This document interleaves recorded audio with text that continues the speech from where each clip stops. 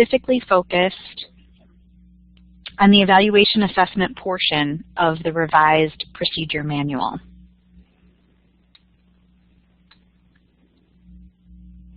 To begin, I'd like to introduce our presenter for today.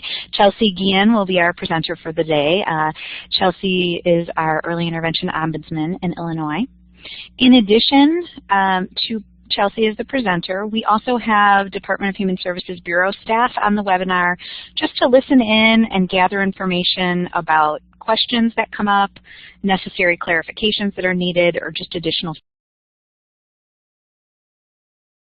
support needs that should arise.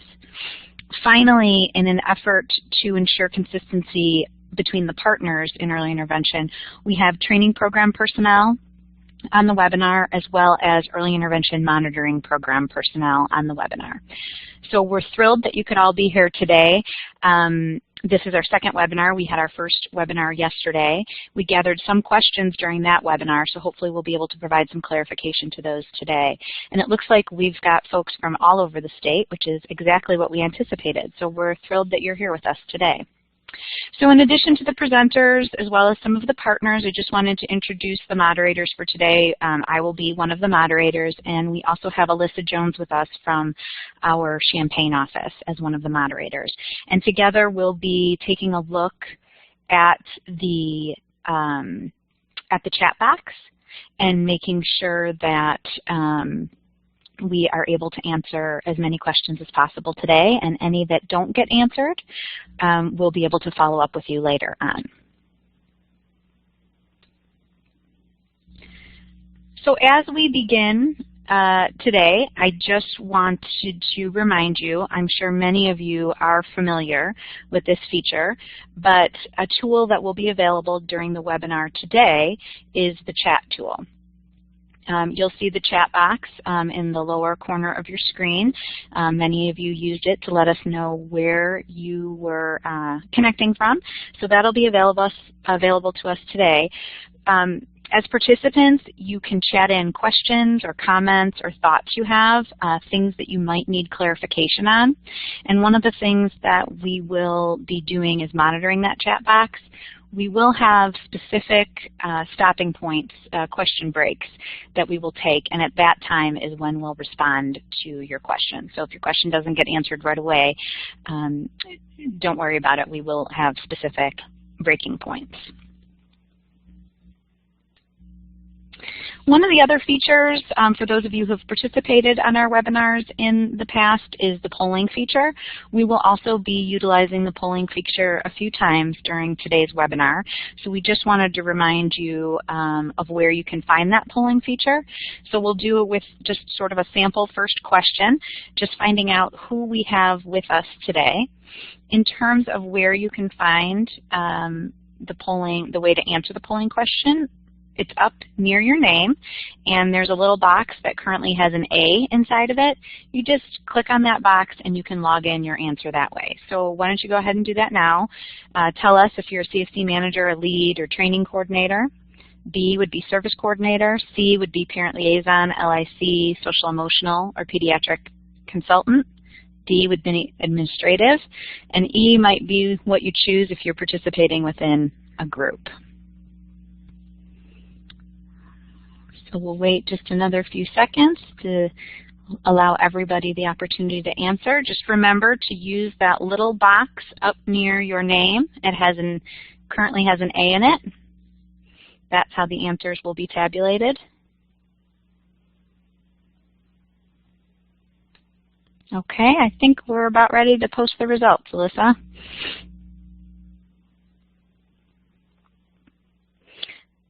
So as you can see, our largest group that we have with us today at 37% is our service coordinators.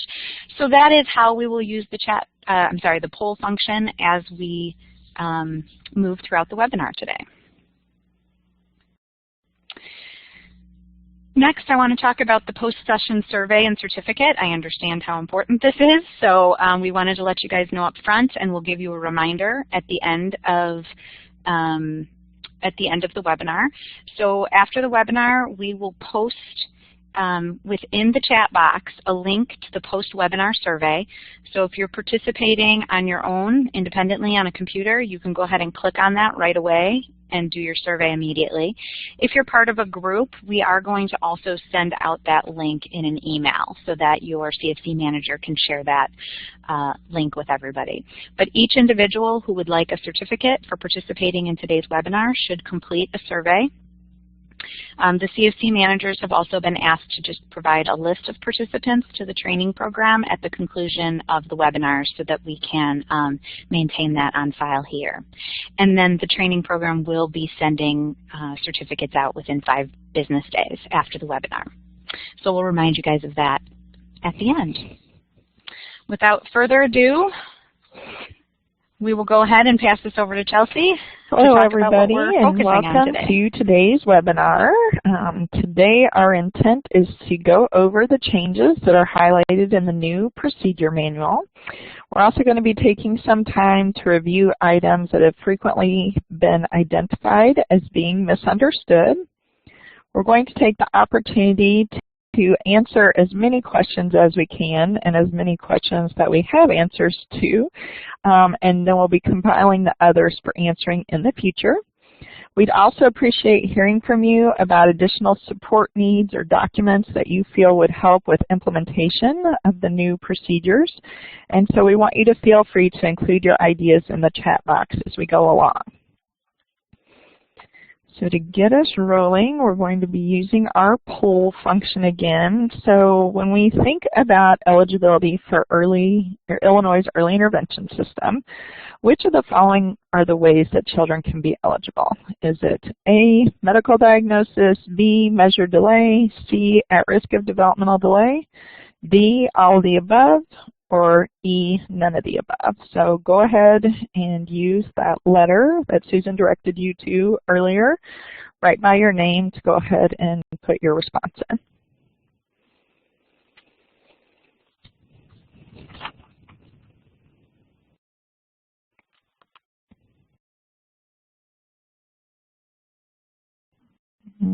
Okay.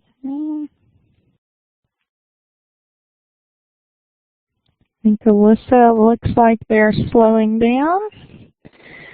All right, so those responding, looks like most of you know that yes, the correct answer is D, all the above, and we will move forward and review each of these areas.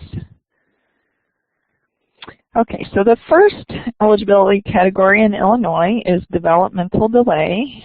Developmental delay is defined by each individual state, and so it's probably important for service coordinators to know that children who are eligible in Illinois may or may not be eligible if they move to another state that has a different level of delay for eligibility. We also in Illinois make children eligible through the use of physical and mental conditions that result in developmental delay. And once again, most states have this as an eligibility category, but you would likely find that the conditions listed there may vary from state to state. The federal regulations also allow states to serve children who are at risk. And so thankfully, Illinois still has this as one of our 3 eligibility categories. We're in a smaller and smaller group of states that continue to exercise that option. So one of the first things we're going to go over is really this category of developmental delay. And so in the revised manual, the domain names have been changed to reflect what now is in federal and state regulations. The physical domain includes what many people think of as the motor domain, but I think you can see here it's broader in that it also considers other aspects of physical development. Social emotional domain has been changed to social or emotional, and I think that was done to accurately reflect the breadth of this domain. While there are certainly overlapping skills within this set, social and emotional skills are not identical, and so I believe this change recognizes that challenges in either of these areas may actually warrant intervention. You'll also see that communication is now a single word, whereas that used to incorporate speech and language as well, and then adaptive used to be called adaptive self-help in prior versions of the regulations. I think many of you have probably heard that there's been a work group that has been working on updating the IFSP for Illinois, and so when that is ready, the new IFSP will actually reinforce the domain name changes that we just discussed. In this section, there's also a note that is new to this manual, and it really stems from a number of concerns that have arisen over the past few years. And so I'm not sure if everyone is actually looking at their manual, so I'm just going to go over the note in that section. And so it just reminds people that per federal and state regulations, eligibility decisions should be based on a child's domain level performance. And so that would be those 5 domains we just listed. While subdomain information, for example, fine motor or gross motor skills within the physical domain, can provide important information about a child's developmental strengths and challenges, is useful for informing intervention planning, and can help teams determine which team members have the necessary skills and experience to support the IFSP outcomes. Determining eligible levels of delay are really based on the 5 identified domains. So this is not new information, but we've gotten a fair amount of feedback that many teams have gotten away from this practice. And so I would say over the next few weeks and months, we're going to be gathering additional information about this. I would love to hear from people about the support they feel teams may need in moving back to this practice. I think initial feedback, even from providers, has really stressed the important role of tools in this discussion, and certainly we recognize some tools are more adept at providing this kind of information than others. And so I would just encourage you all to stay tuned because additional supports will be available in the future. Some other reminders about developmental delay. The first one is that it must be measured by an approved tool. And so this list was updated and posted recently. As of August 24th, providers can use the new tools on this list. They should also know that some tools have come off of this list, and people can continue to use those tools through February 1st, but after that time, they should no longer be using tools that are no longer on the list. Of course, this window is given to give teams time to plan for the change, and if their tools are outdated, provide them with the opportunity to purchase a new one. And so this is really just a reminder of what an important role service coordinators play in monitoring the accuracy of tool use and adherence to the report format. Another reminder in this area is that tools do, however, have their limits, and so clinical opinion can be used within this eligibility category when we know that the tool is not providing a good picture of the child's performance. And this can really be for a variety of reasons, a few of which could be if a child has scattered skills, or maybe a child is having difficulty responding to standardized testing tasks. The next big category that we're going to talk about for eligibility are those physical or mental conditions that result in developmental delay. And so we would encourage you, when you receive information about a child, to begin by reviewing to see if they have a diagnosis that is on this list. And remember, the left-hand side speaks to early intervention eligibility, whereas the right-hand side speaks to DSCC eligibility. So I would just caution everyone to make sure you're looking in the right category when you're trying to determine eligibility for our program. So we talked about clinical opinion within developmental delay, but clinical opinion can also be used in this eligibility category. And so if a child has a diagnosis that has a relatively well-known expectation of developmental delay, that diagnosis can be provided by a family physician, pediatrician, or pediatric subspecialist. Okay, so time for another poll question. So we just talked about the medical conditions list, and I'm sure that's something that all of you are familiar with.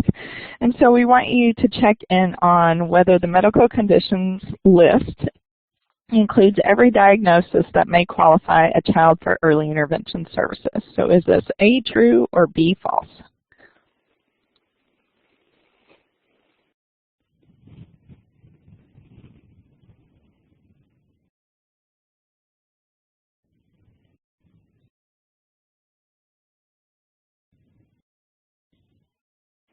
Okay, looks like the results are starting to slow. Thank you, Alyssa. Yes, that is correct. The majority of people know that right. This is not an exhaustive list. New diagnoses, as you probably all know, are being discovered all the time. Also, if we were to list every medical diagnosis that's known to have a high probability of developmental delay, it would probably be heavier and longer than any of us want to think about. And so this list really includes the more prevalent diagnoses that we would see in the birth to 3 population, but I would encourage you to review it if you have a child's medical history, because I think in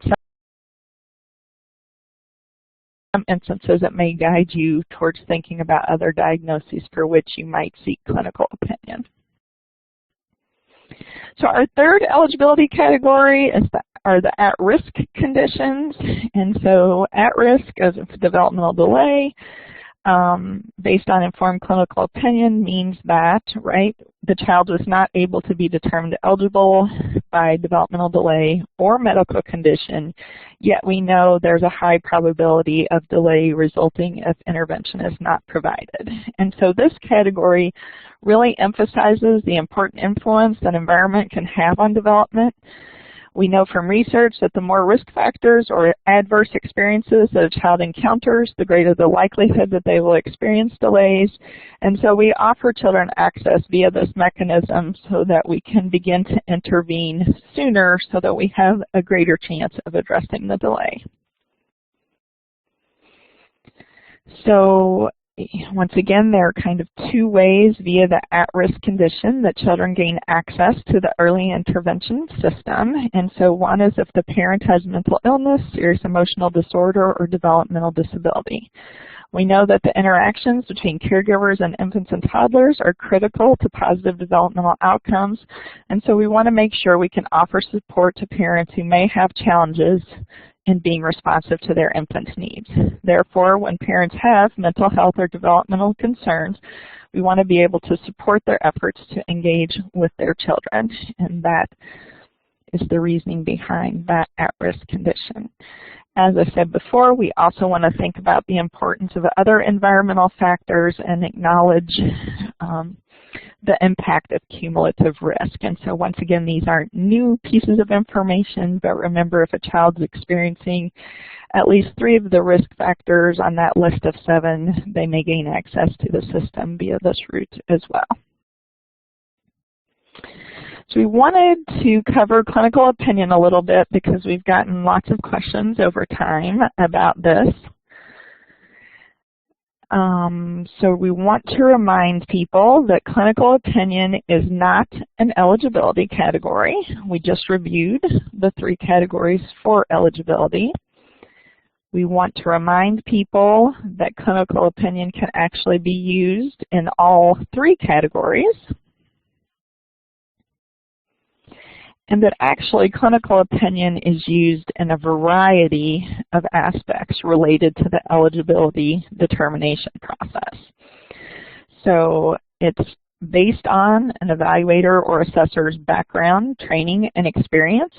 It includes applying what the individual knows about typical and atypical development to come to an understanding of an individual child's relative strengths and weaknesses.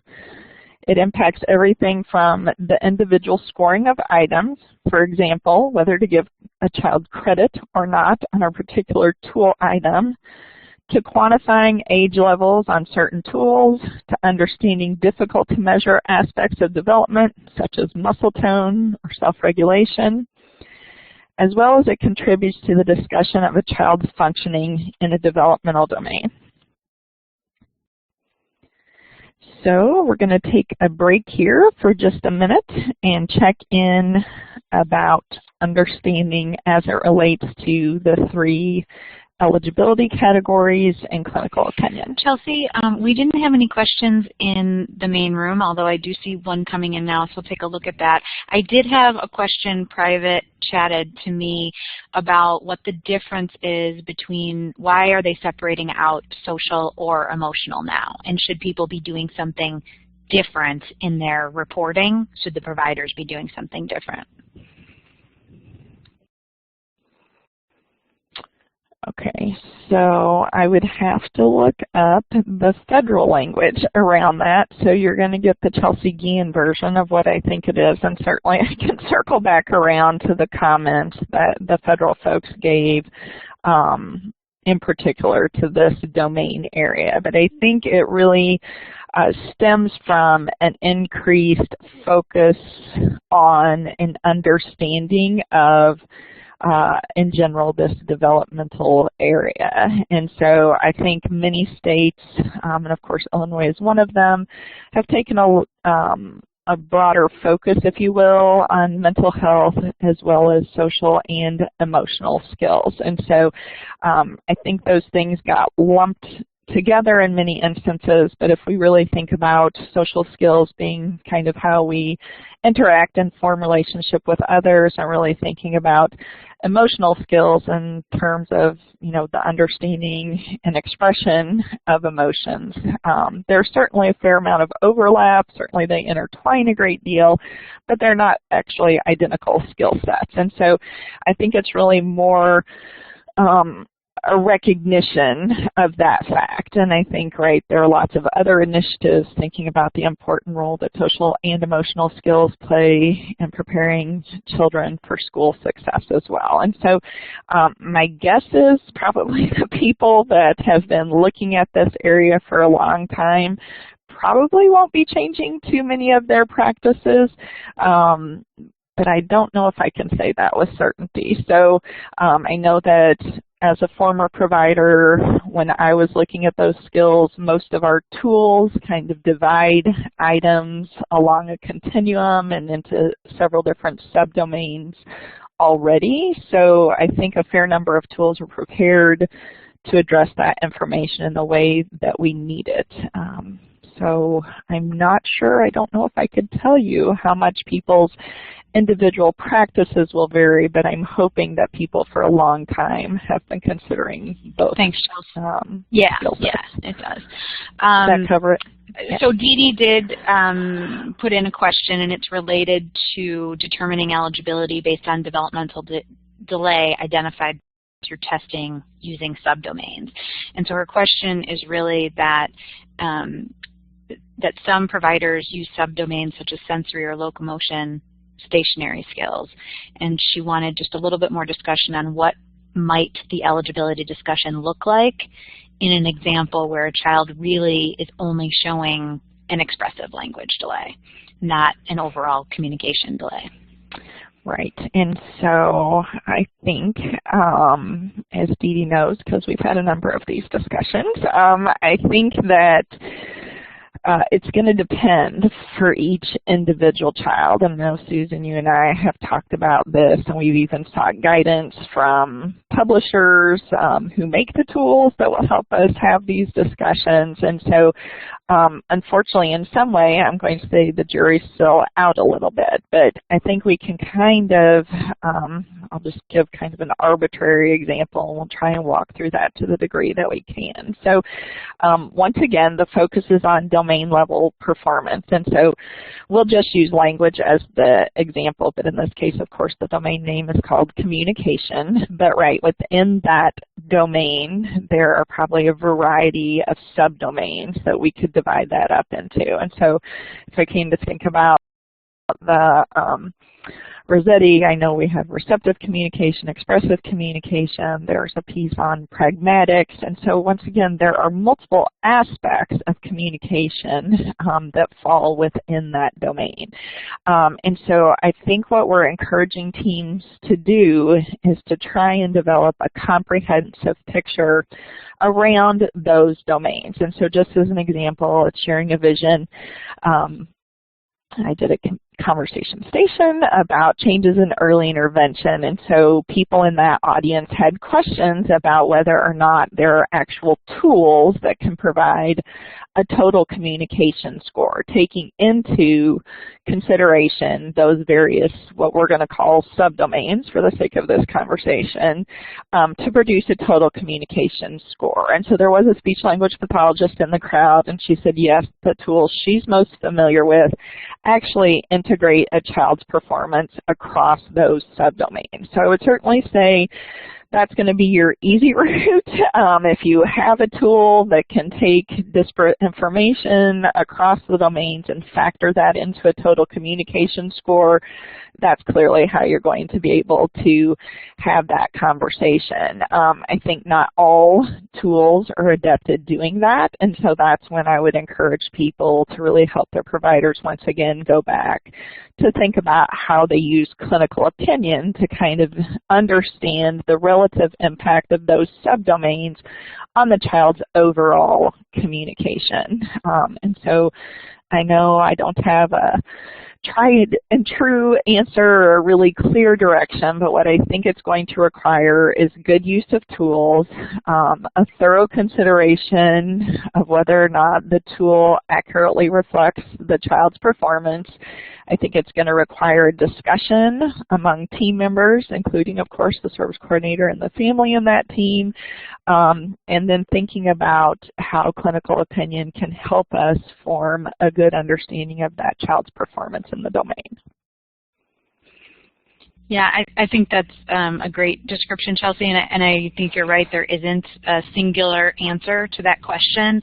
The only other thing that I would add more explicitly is to help teams to really think about their evaluation or their assessment as a point in time, and to encourage them to look across activities and routines for that particular child to really figure out what that child's skills look like across many different areas, and to think about function. Sure. Yeah, and I think that that's another very important point, is to recognize that we're capturing a snapshot. And I think also, you know, and once again, this is not going to be something a tool is going to help you with, is really thinking about an individual child's performance across settings as well as caregivers.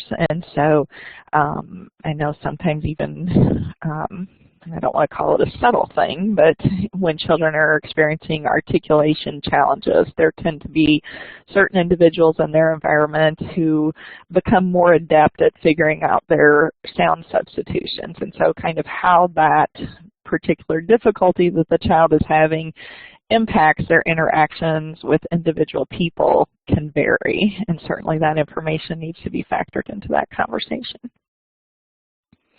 Yes. Anything else, or should we move on?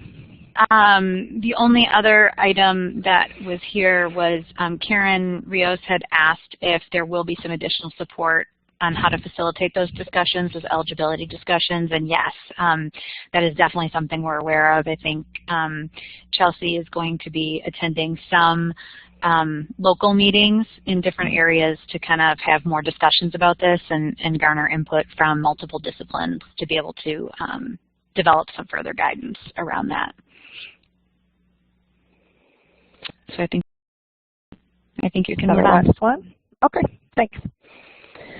All right, so the next piece we're really going to talk about is actually evaluation and assessment. And of course, we're going to start with the first piece of that process. So we're going to cover family assessment, which once again is not a change that is new to this manual, although there's certainly some additional language here.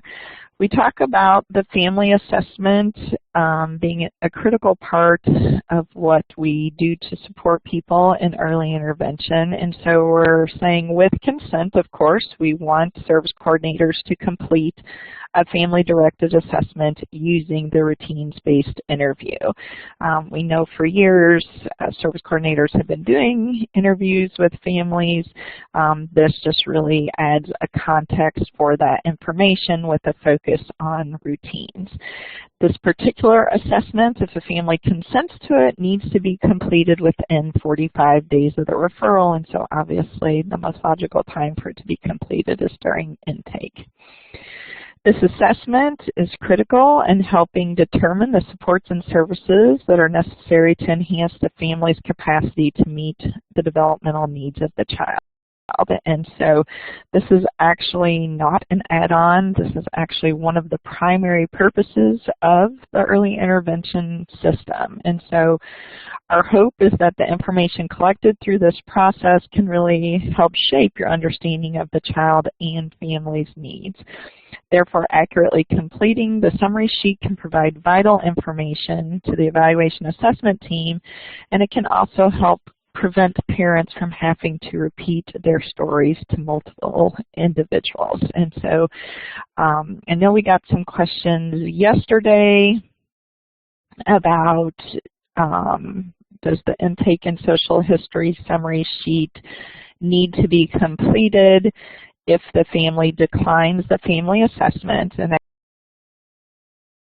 I think the direction that we've received is yes, the intake social history summary sheet should be completed regardless of whether the family does the family assessment or not. And obviously just the information that you have in there might be different based on whether they consent to that particular part of the process. We're also going to talk about evaluation. And so once again, I think this it is a change in our manual, but I think it's a way that we've been training in Illinois for a number of years. And so the focus in evaluation is a focus on eligibility. And so hopefully people can remember the E for evaluation talks about the E for eligibility.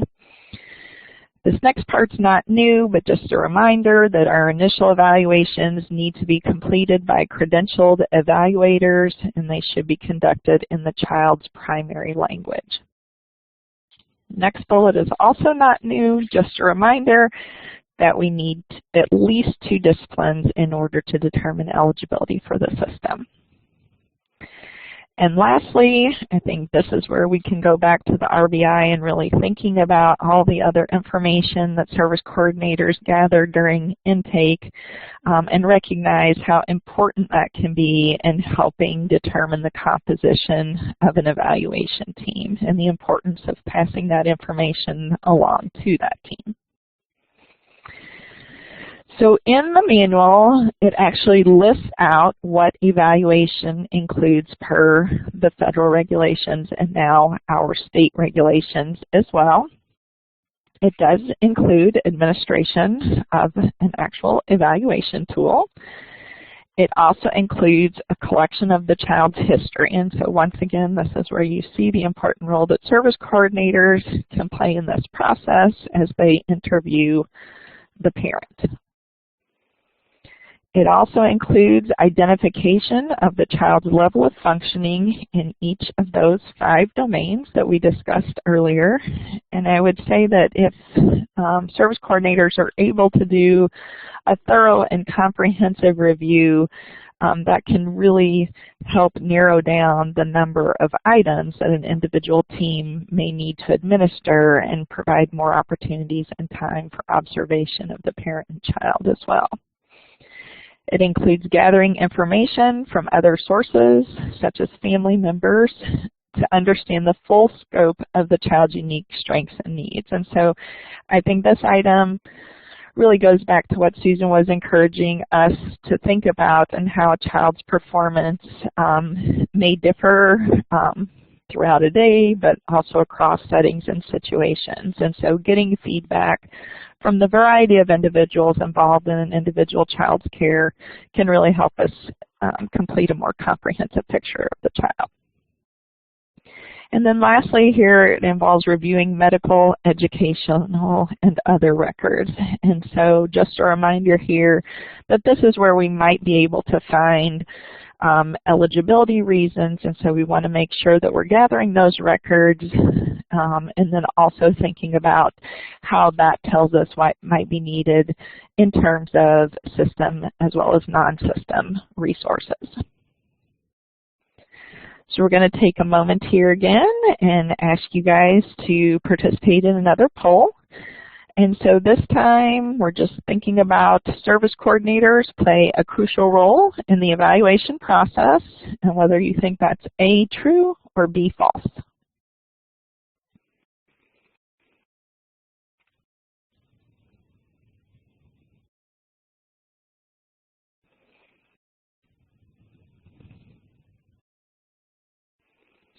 Okay, looks like it's slowed. Thanks, Alyssa.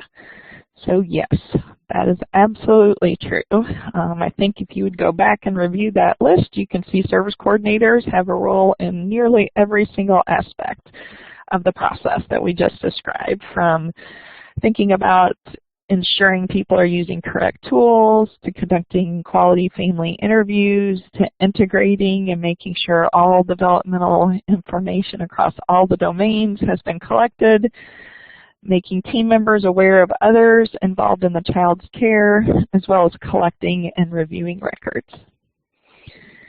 Thanks.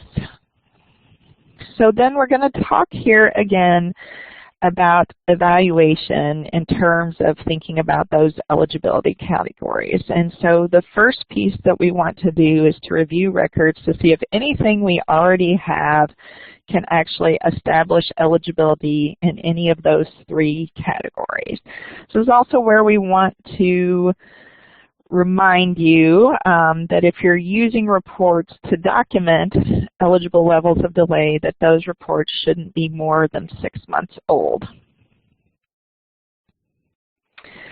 So if you can establish eligibility via documentation or records that you've already received for a child, the focus of your team is really going to be proceeding to assessment. And so in those instances, when we've already answered the eligibility question, we'll be asking you to generate assessment authorizations. If, however, a thorough review of the records and the information you have available does not establish eligibility, then you are going to go ahead and generate the typical EA authorizations. And then with consent, you'll be sharing the intake social history summary sheet, the consent for release, the parental consent and ability to decline services, as well as the consent to use PII and bill public benefits. And you're going to be sharing that information with the evaluation team. Assessment, on the other hand, is what we're asking folks to do when eligibility has already been established. Initial assessments need to be completed by at least 2 credentialed evaluators. So we put this here to remind people that you still need 2 disciplines, and in the case of initial assessment, they still need to be individuals who hold an evaluator credential. There's a list of what's expected during assessment that's also included in the manual, and you'll see that there's a slightly different focus here. When we think about assessments, we're not thinking about needing to answer the eligibility question. And so in this instance, we're going to have people review the results of the evaluation so that they understand eligibility. Assessment includes personal observations of the child. And then here, instead of focusing on levels of delay or performance, we're really focusing on the identification of the child's strengths and needs in each of those developmental areas. Okay, time for another check-in about evaluation and assessment. Just a couple. So one of them is, I missed it on the last round, so it's referring to the eligibility and the results being domain level results and basing our eligibility on that. There was sort of a question about, do we have a fear that there'll be an increase in the use of clinical judgment because of this?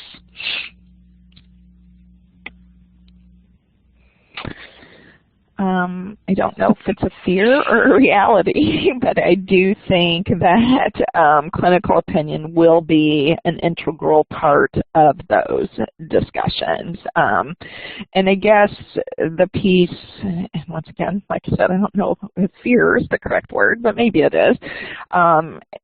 I'm a little worried about some of the eligibility decisions we've probably made even recently that didn't appear to be made on clinical opinion, but more based on very, very discrete pieces of information about a child's performance. And so I think that example that Dee Dee gave in the chat box earlier, where we're not only breaking down, say, the physical domain into subdomains such as fine motor and gross motor, but then we take it another step further and break that information down, say if we're thinking about gross motor skills, right? Thinking about locomotion, ball skills, some other discrete pieces of information to make children eligible based on 30% delays in those areas, I don't think really provides us with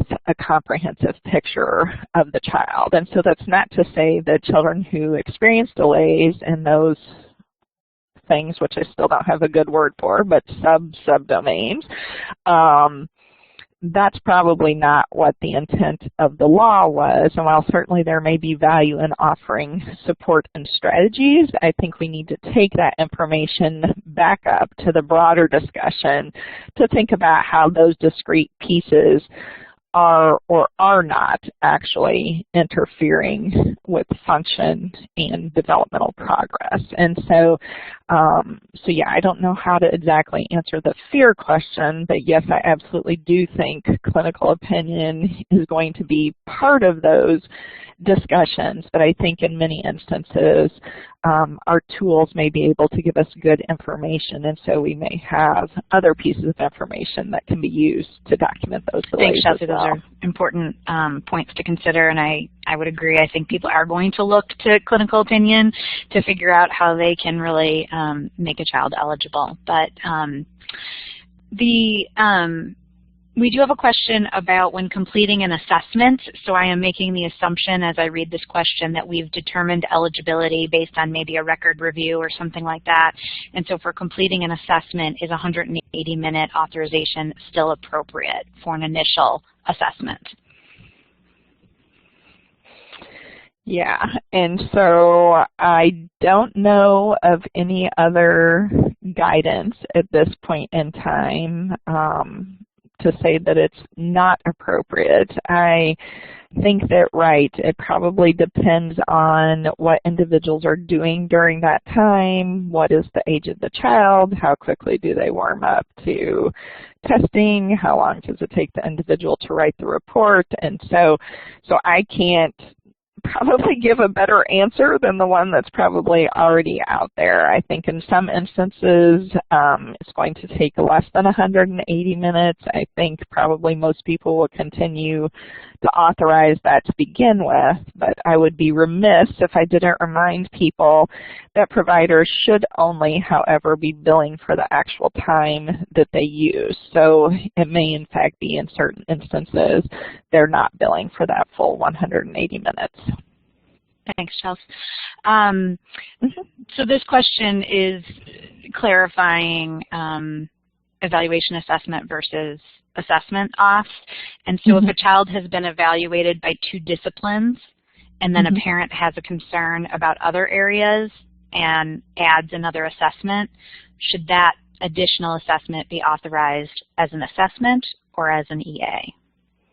Right, and so once again, it's going to be the it depends answer, and so maybe you said it, but I just missed it. So I think we have to think about, was that question answered with the first 2 individuals who are out there? If eligibility is determined, then yes, what follows would be considered an assessment. If, however, that next person is coming out to help answer the eligibility question, then I think you'd still be talking about an EA authorization. Does that make sense? Yes, it makes total sense. So it's really making the decision as to what is the purpose of this additional person coming out. Is it to help answer the eligibility question, or is it to gather more information? Has eligibility already been answered? Yes. The last question that we have is, are evaluation assessment and assessment off, going to be paid at the same rate? And as far as I know, the answer to that question is yes. But I don't know, Susan, if you're getting feedback from the Bureau, but I don't know of any changes in regard to the pay structure that are being considered. No, the rates for evaluation assessment and assessment auths are not different. It's going to be the same rate. And I also, just to reinforce Chelsea's point earlier regarding the 180 minutes, the 180 minutes is not in any policy or procedure document at this time. It was sort of something that was established some time ago as best practice. And so one of the things that the Bureau has said is that they're going to be discussing and providing additional guidance. But again, just reminding providers that because they have an 180-minute auth doesn't mean that they need to use the entire 180 minutes.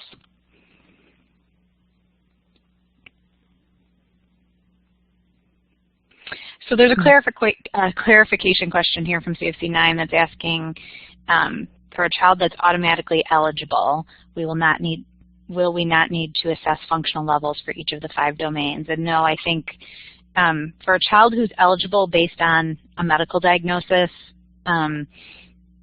according to the listing or through clinical opinion, as a medical diagnosis, we still have a responsibility to provide information in all 5 areas of development. Yes, and so I think, right, that you're still going to need to think about function. You're going to still need to think about the child's strengths and weaknesses in regards to each of those developmental domains.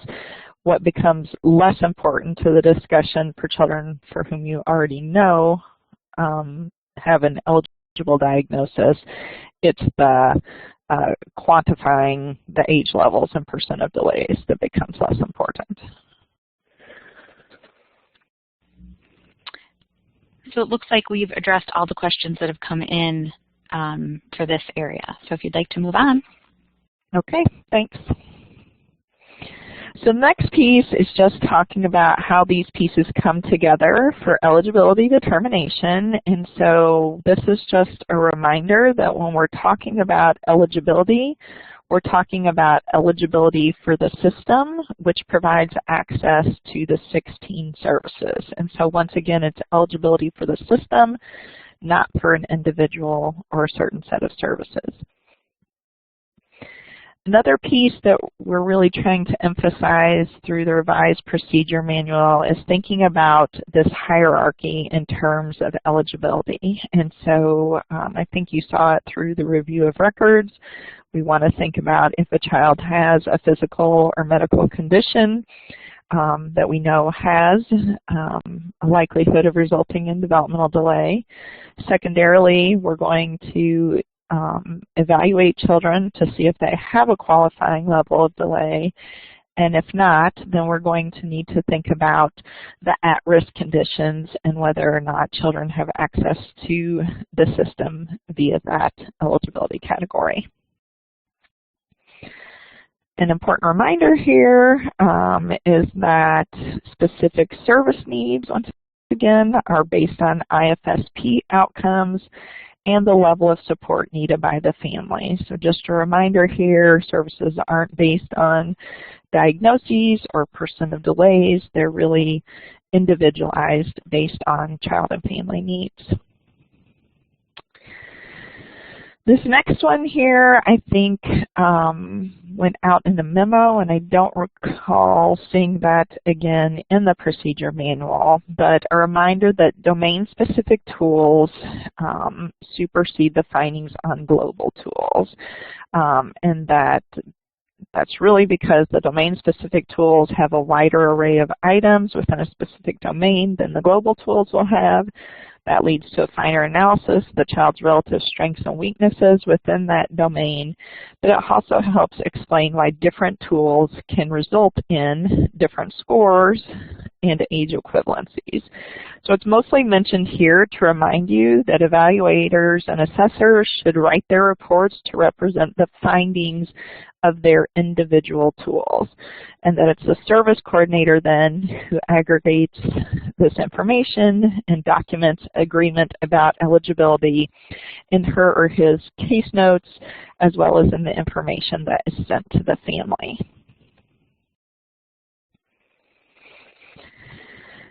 So this lists a few things that service coordinators are responsible for in this process. And so we want to make sure that reports are complete and that correct tools have been used.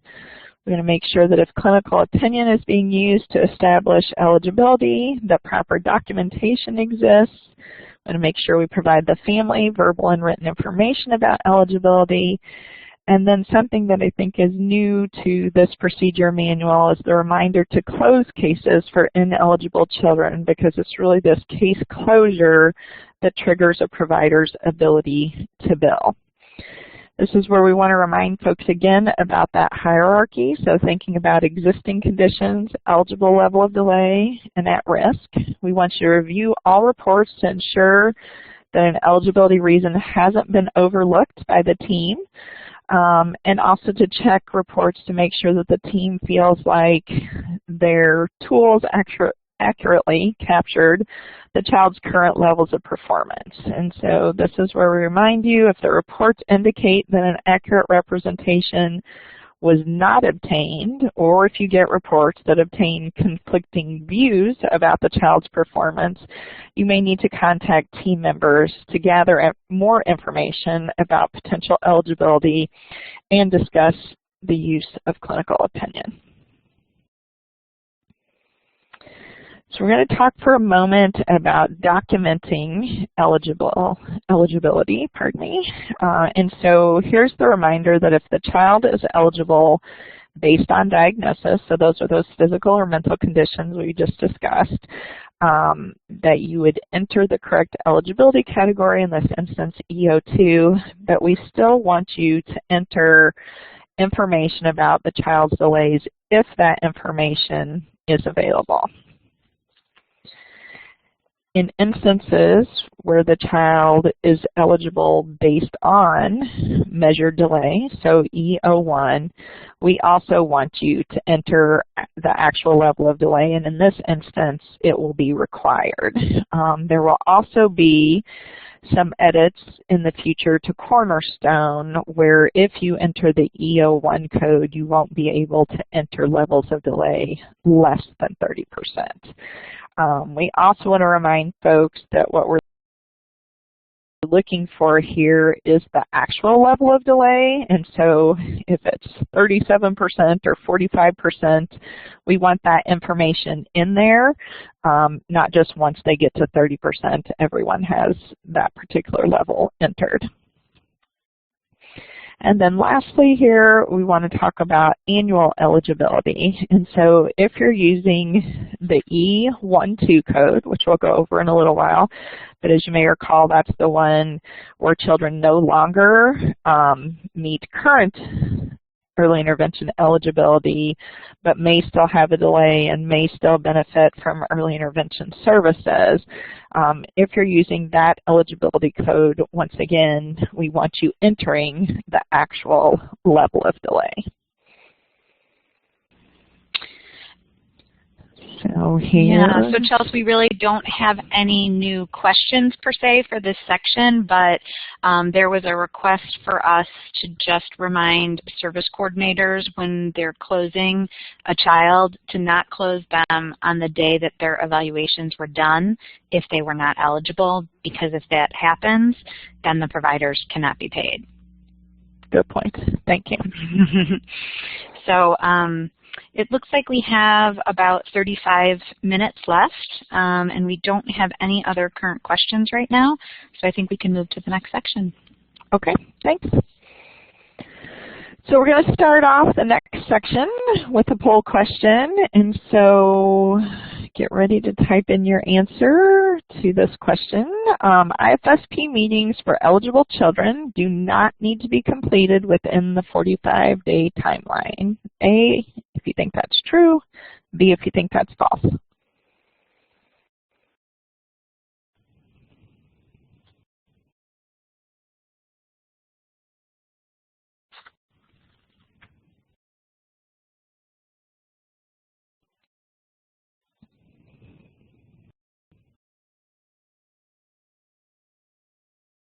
Okay, looks like everyone's still awake and following along, and we didn't fool anyone.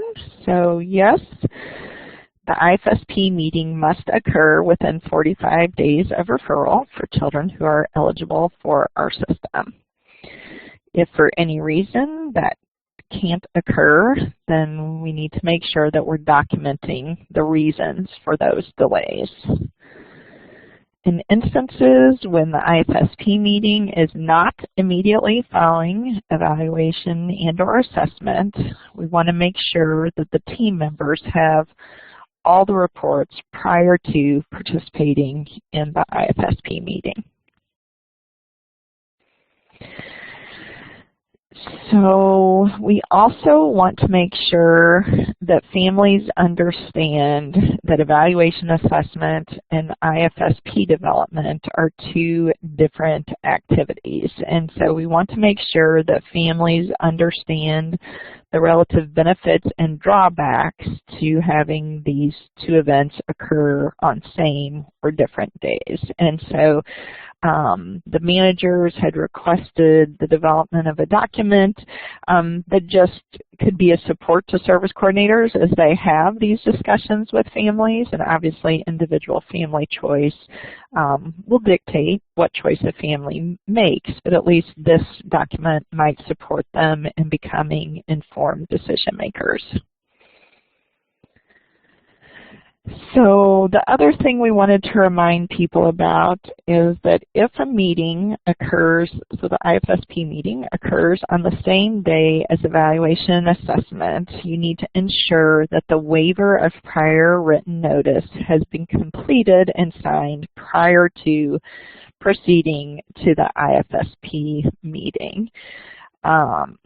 There had been some discussion about the appropriateness of having this form signed during intake, and it really shouldn't be signed at that point in time because probably families don't have enough information at that point to make an informed decision. So we are going to kind of walk through this form rather quickly to make sure we're all on the same page. So obviously the top of the form could certainly be completed during intake or prior to the meeting. And this would probably be a good time to talk to the family about how they want to plan for evaluation and assessment, and then their preferences for proceeding to IFSP meeting if their child is eligible. This next section is really a reminder to service coordinators, so just ensuring that we have two or more disciplines who've gathered information about the child. The next section then really talks about, based on what we've found, is the child eligible or not eligible, and if eligible, documenting how it is they are eligible for our system. This would be a perfect opportunity to make sure parents understand eligibility for our system and to check in once again about their interest and ability to proceed to the next step. So I think the procedure manual just reminds us to take that time to pause if a family is getting overwhelmed, or they may think it sounds like a great idea to do back-to-back in theory, but their actual experience may dictate otherwise.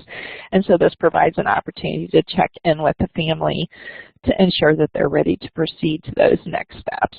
And so we actually have a process for kind of walking them through, ensuring that they understand the results, that they're comfortable with their level of understanding about their child's performance in the domains, that they understand that it's a voluntary program, that they don't have to develop a plan if they're not interested in participating, and that if they take this opportunity to take a break and come back for an IFSP on a different day, that that in no way jeopardizes their EI services and supports. And so then when they sign that, the signature line indicates their willingness to waive notice prior to additional information about eligibility and allows the team to proceed to IFSP development. So thanks, Susan. This is time for another check. I don't know if we've had any other questions. Yeah, we have two questions, and they're not necessarily related to one another. So one of them is asking, how do we pay providers for their time discussing child's needs if the child is determined ineligible? So this gets back to when you were talking about we shouldn't be putting in IFSP meeting auths for children who are determined ineligible. Right, and so I think we worked with the Bureau to come to a response on that yesterday, and so I think it is even actually somewhat related to people's question earlier about that 180 minutes. And so having those discussions about whether or not the child is eligible is part of the evaluation assessment process. And so I think if a team needs to be called back together or needs to be drawn in to participate on a conference call, authorizing that time would need to come under the context of an evaluation assessment auth. And so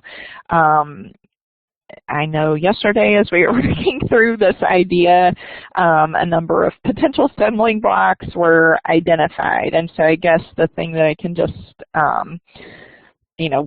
caution people or encourage people to think about is, right, how much time the team spent with the individual child and family, how much time they've already spent in terms of creating a report, and then how much time is needed to come to a consensus on eligibility. If that's all within that 180-minute context, then their authorization should be fine as is. I think kind of preemptively and talked about yesterday, if additional minutes need to be added to an evaluation and assessment authorization to accommodate that discussion, that this is the more appropriate place to add that time, because we really shouldn't be authorizing IFSP time for ineligible children. So does that cover it? I think so. So basically, in most situations, the 180 minutes should really cover the team being able to talk through some of the strengths and needs they observed and maybe share resources, but there may be some instances where additional time needs to be authorized, and the department is still kind of working out the authorization end of that, correct? Mm-hmm. Correct, but once again, it looks like we're landing on that being part of the EA process rather than IFSP. Yes, yes, thanks. And the only other question that came up within this section was, in the event that a service coordinator notices that a provider utilized a tool that was not on the approved tool list, how should they handle that? What do they do? Wow, this is one of those that I would like to throw back out to the crowd, but I know they're all muted right now, so that probably wouldn't be very helpful. So I guess I would recommend addressing it preemptively. And so I would probably recommend CFCs right now during this 6-month period, which is now only 4 months long, to really look at the reports you're getting, think about the evaluators and assessors that you use, check to make sure the tools that they currently use are still on that list, and I would recommend reaching out perhaps to those who are using tools that are eventually going to not be on the list any longer. That feels like a lot more comfortable conversation than the one I think I actually got the question about. So, so if you've done that outreach early on, I think it's important to remind folks, and so I would say probably also as that date draws nearer, I would probably be reminding folks again about the fact that their tool isn't going to be able to be utilized in the future. I think if you've done that initial legwork, hopefully you don't find yourself in the situation that you described, but I can't honestly tell you what the consequence will be for that, and so I think that's a question we're going to have to take back to the Bureau unless they've given you a response directly, Susan. the response is that the service coordinator should explain to the evaluators there's a specific approved list and provide the link to the list and ask that they please perform the correct tool and resubmit. If it is a tool that they feel should be added, then the website link includes information on how to request that a tool be added to the list. But in the instance where it's not caught, it sounds like until the provider actually submits the report, the service coordinator is going to have to go back and say, I'm sorry, this is not an approved tool. They'll need to resubmit. Right, and so once again, so I think that's why we recommended that there was this window, was so that, hopefully we can prevent those situations from occurring. So, yeah, I think that in many instances, the tools that have been removed are outdated, and so they shouldn't really be tools people are continuing to use at this point anyway, but at least they have a little bit of a window. So yeah, once again, I just encourage you to look at that list, check reports for what people are using now, and make sure that they know about the requirement that will be in effect as of February 1st. Great. And just to kind of confirm, the Bureau did send out a notice. The training program, as well as some other entities, have posted that notice, and we'll be reposting the notice about the approved tools. As the training program, we have been getting questions about it, so we're trying to incorporate it into as many of our training events as we can, just so everybody has a chance to access that information and be prepared for that change. The last question that we have, Chelsea, is when providers complete their evaluations the same day as the meeting, can they bill for the assessment using their EA auth instead of a new assessment auth being issued? Right, so that seems like that might be a misunderstanding. So an EA auth actually stands for evaluation and assessment. So that's presuming that you need to answer both the eligibility question as well as the child's relative strengths and needs question. And so, yes, you would use the same auth, the EA auth, for both pieces of the process, and that, however, would be different, obviously, than the IFSP meeting auth. If I misunderstood your question, let me know, but I think that's what you're asking. Yes, Beth, so if we did not answer it appropriately, you can go ahead and chat back in and we can circle around the next question break. I think those are the only questions, Chelsea. Okay, we'll keep rolling then here. So this next section really just talks about continuing eligibility, which we've already covered a little bit in a few of the other slides, but just to kind of reiterate the points here. When we think about a new IFSP, we're actually redetermining eligibility annually, and those authorizations at annual would work the same way as initial. So if you need to reestablish eligibility at annual, you would be doing the EA auth. If you have a medical diagnosis or other documentation of eligibility, then you would be doing assessment authorizations. This is a reminder for that E12 code we discussed a few slides back, that children who do not meet current eligibility upon annual redetermination will continue to be eligible only if they enter the program under any of the original eligibility categories, but they no longer meet that criteria.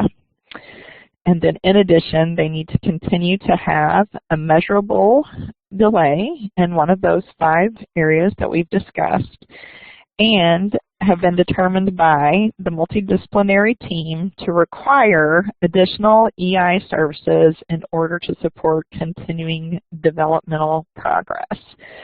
And then the last piece of that is just a reminder that the type, frequency, and intensity of the services may differ from the initial IFSP because of the progress the child has made. Wow, that's a really short section. Okay, did any other questions come in? No, I don't think any other questions came in. If you guys have any last-minute questions about anything that Chelsea has reviewed, please feel free to use the chat box.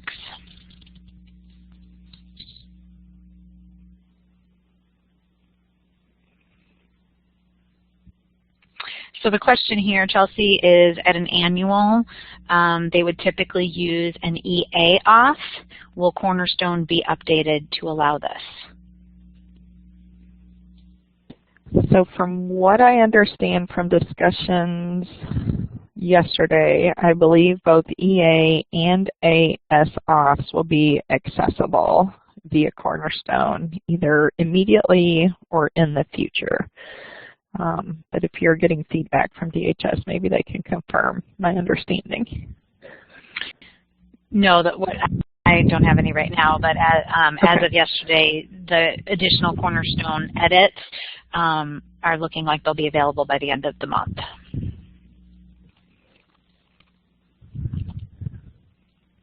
And it looks like I don't think there are any other questions currently. Okay. Just wait another minute. So I would just, encourage folks. So I think definitely an area where we heard people requesting more support was around thinking about meeting facilitation and discussion of domain level performance. But just a reminder, if folks have other ideas or support needs, if they want to type those in, then we can continue to work with DHS to think about what we can provide. There are a few last-minute ones here. Okay.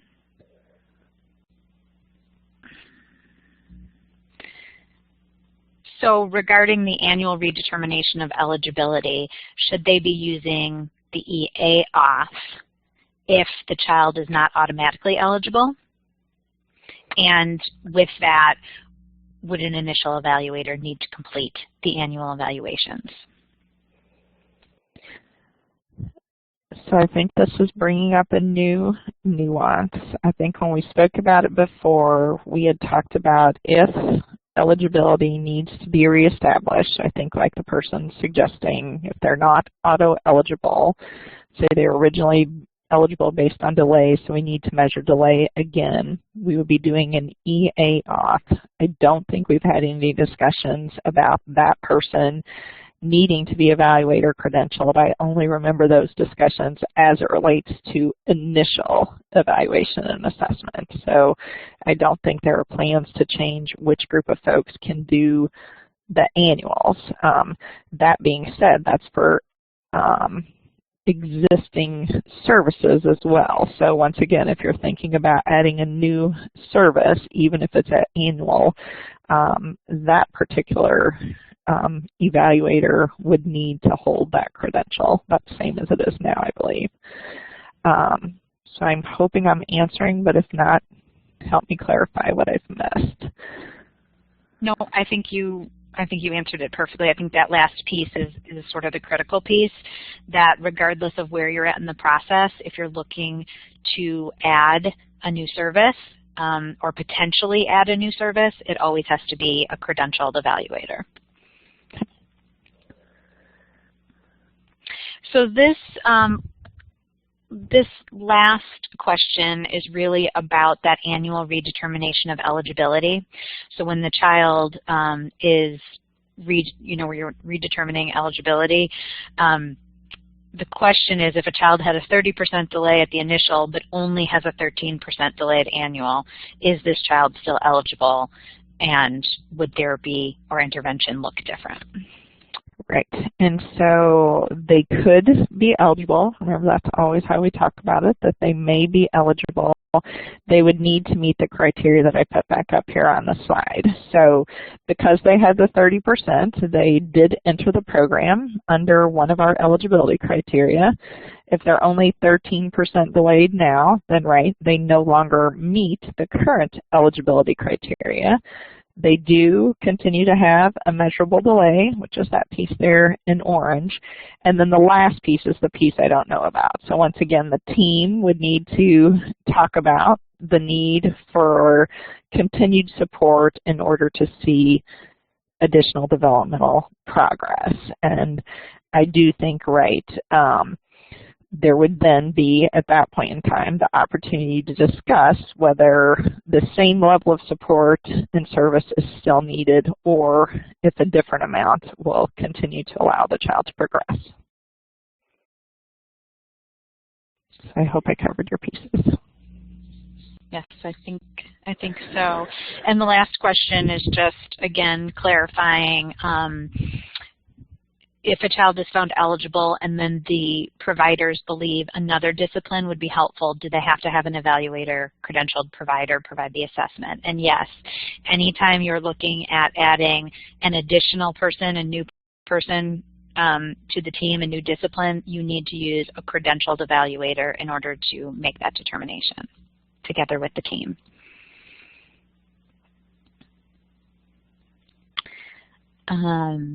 Sorry, my reading skills are slow this afternoon. I'm looking at Kieran's question. If we have to use the EA off at annual because there is no auto eligibility, then theoretically we may have to use a different therapist other than their ongoing provider if their ongoing provider is not an evaluator. Is that correct? And I think what we were saying is no, that's not correct. Well, and so someone else has chatted in privately, Susan, that right now they think when you choose an EA off, it flags if you try to use a provider that doesn't have an evaluator credential. So I think we're going to have to take this one back to DHS to make sure that Cornerstone supports the process we're outlining. Yes, and DHS is aware of the need for a Cornerstone edit there, so they're still working on that, and just are asking to stay tuned to make sure that that Cornerstone edit will work appropriately. Okay.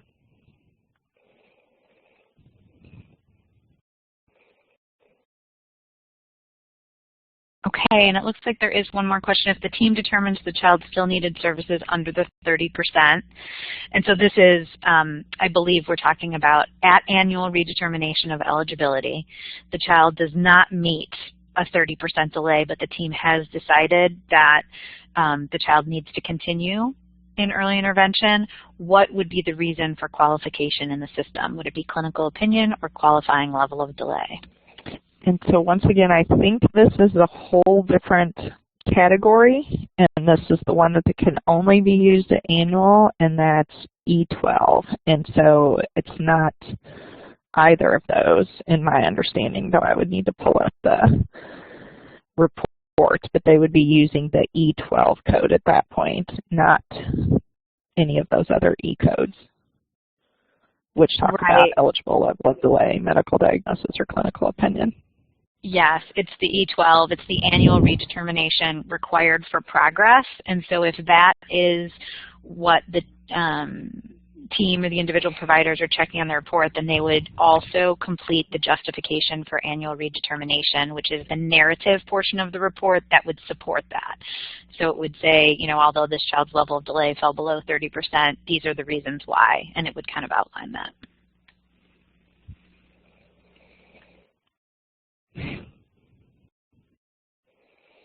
And so related to that, Chelsea, when E12 is used, the percentage of delay on the PA35 should be under 30%. Yes, because if they still meet the 30%, then right, they should use the code that corresponds to that. It's and only again, when they, yeah, go ahead. Oh, sorry.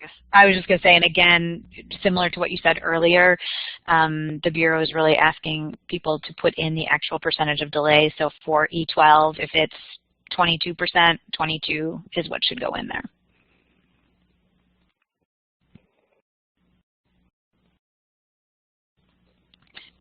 Okay, it looks like there are no more questions. Yes, there are.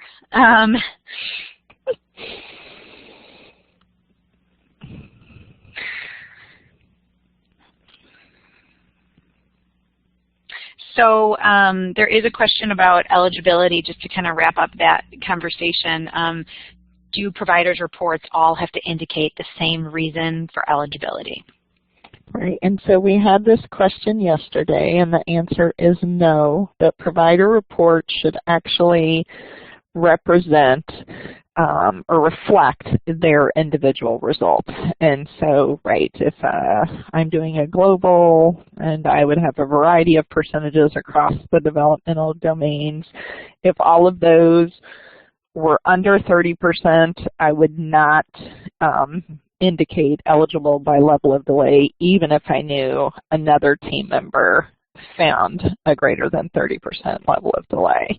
I think the one exception to when they should probably all be the same would be if it's a medical diagnosis, because then yes, everyone on that team should know that the child has a qualifying diagnosis and should indicate that on their report. And so we're not asking providers or the evaluators, assessors to make sure their reports correspond in terms of levels of delay, so on and so forth.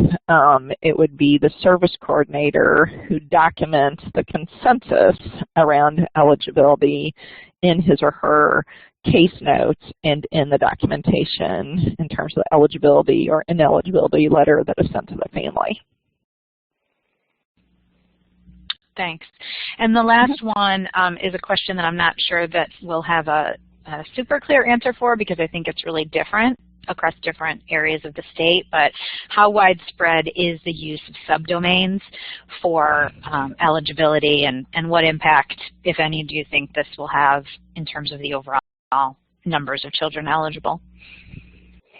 Yeah, and I don't think I have a good answer to that because, right, I am not in the same position as our CFC members are, but I can tell you that I have fielded both questions and concerns for managers pretty much across the state that had concerns about the levels of the information that was being used for eligibility determination, which to me suggests that it's not just a CFC specific issue or concern, but that many CFCs, perhaps not all, are encountering that issue. And I don't think I can answer the second part of that. I mean, I think I have some suspicion that in some instances it may lower the numbers, but I don't really have anything concrete upon which I'm basing that projection. Just Chelsea's wisdom at this point. Or lack of wisdom, as the case may be. So. Okay. So it looks like I don't think we have any other questions at this point. So we'll kind of wrap up today's session. We did want to encourage everybody to continue to think about questions. We anticipate that as you begin utilizing and implementing the newer policies and procedures, that some practical challenges may come up. And so continue to kind of keep us in the loop on those, and we'll do our best, as will the Bureau, to kind of consider those and work out some answers to them. Alyssa just posted in the chat box the link to the survey. So again, each individual person who would like a certificate for their participation in this webinar should go ahead and click on that link, complete the survey, and in addition, we will be sending that survey link to all of the managers so that you can share it if you are participating within a group. The survey is going to close at midnight on Sunday, so please do your best to get that survey in before midnight on Sunday, and then certificates will be sent out within 5 business days of the webinar today. And I just wanted to thank everyone for their participation and your questions, as well as the support and personal sort of experiences you shared via the chat box. It's very helpful to hear all these questions as this new procedure manual is being rolled out. Currently, Alyssa is also posting a link to the PowerPoint in case folks wanted to have that. So thanks a lot, everybody, and have a great rest of your afternoon. Thanks. Bye.